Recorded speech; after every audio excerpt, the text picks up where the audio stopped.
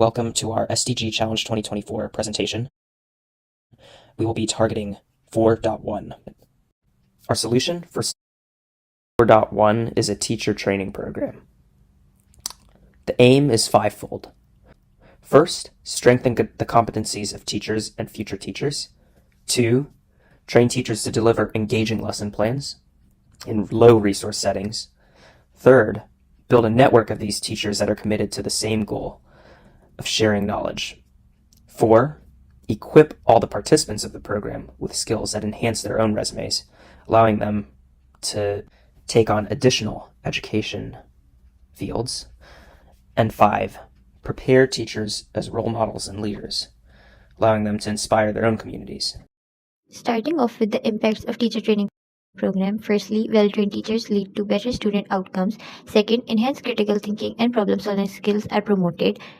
Third, teacher training can promote intercultural understanding and tolerance. Lastly, encourage teachers to engage with their communities and collaborate with local organizations.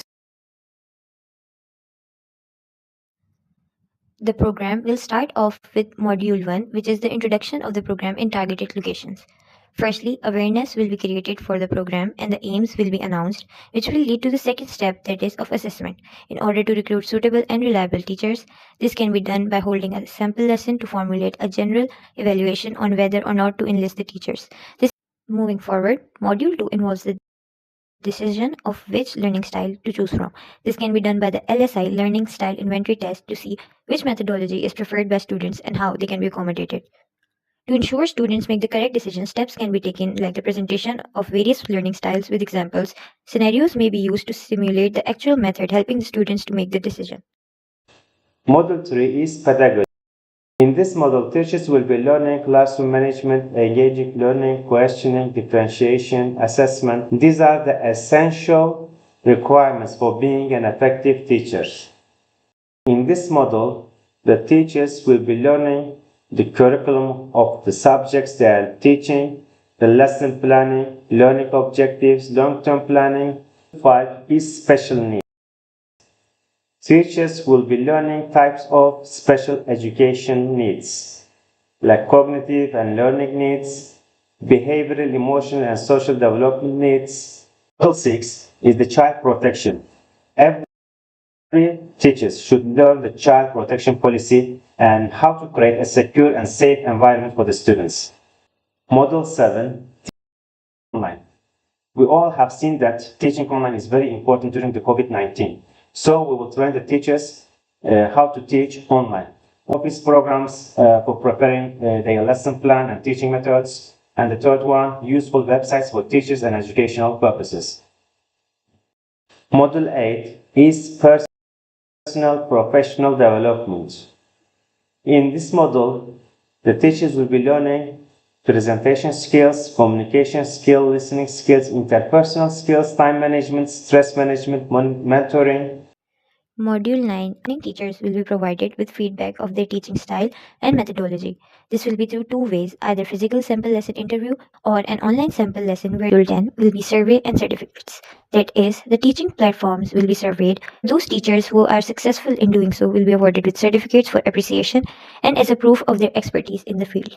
We decided to focus on areas of extreme poverty, basically the highest of the poverty rates. And we specifically targeted areas that were near capitals that would allow for access to infrastructure and more urban settings. And an example is Maputo in Mozambique, which is the capital of Mozambique, and specifically areas of Mozambique on the outskirts of the city, the Ciudade de Canico. It's because of its proximity to the city. When it came to funding the program, we targeted a variety of sources. Our first choice was government grants. We also, of course, plan on relying on in-kind support from generous donors from around the world. When it comes to the allocation of the funds that we're taking in, there's 4 key areas that we thought were appropriate. First, basic classroom supplies. Second, spaces for teaching, and we were thinking tents, as we're very early in the program. Then consultation for teachers is necessary, of course, for evaluating how they're teaching. And finally, community outreach is also an important factor with low-cost ways. When it came to a timeline for the project, the first month would be introduction and identifying the areas Stage 2 would be teachers learning from other qualified teachers from around the world. And the third stage would be the trained teachers developing their own lesson plans.